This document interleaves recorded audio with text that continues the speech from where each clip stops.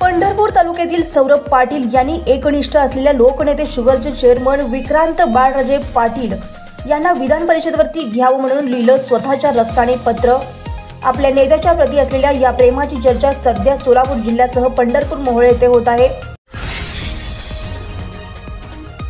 मोहोळ तालुक्याचे माजी आमदार राजन पाटील या अनेक वर्षापासून राष्ट्रवादी काँग्रेसचे काम करत असून त्यांनी सलग 3 वेळा मोहोळ विधानसभा मतदारसंघात पक्षाने जो उमेदवार दिला तो निवडून आणण्याचे काम केले। राष्ट्रवादी काँग्रेस पक्षाची ताकद विधानसभा आणि सोलापूर जिल्ह्यात राष्ट्रवादी वाढण्यासाठी पाटील कुटुंब काम करत आहेत।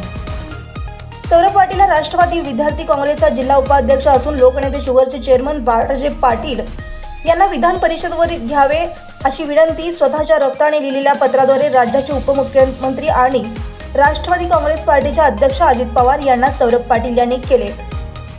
11 जागांसाठी विधानसभा परिषद निवडणूक जुलैमध्ये होत असून विक्रांत उर्फ बाळराजे पाटील यांना विधानसभा परिषदेवर घेण्याची विनंती त्यांनी केली आहे। बाळराजे राजन पाटील यांचीही मोहोळ व सोलापूर जिल्ह्यातील तरुणाईमध्ये क्रेझर आहे।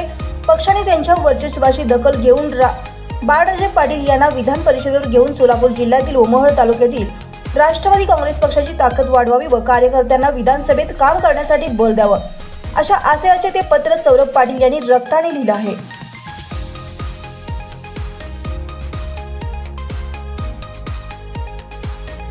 जनसबूत न्यूज च्या बातम्या पाहण्यासाठी आजच जनसबूत न्यूज चॅनलला सबस्क्राइब करा आणि बाजूला असणारे बेल आयकॉन प्रेस करा।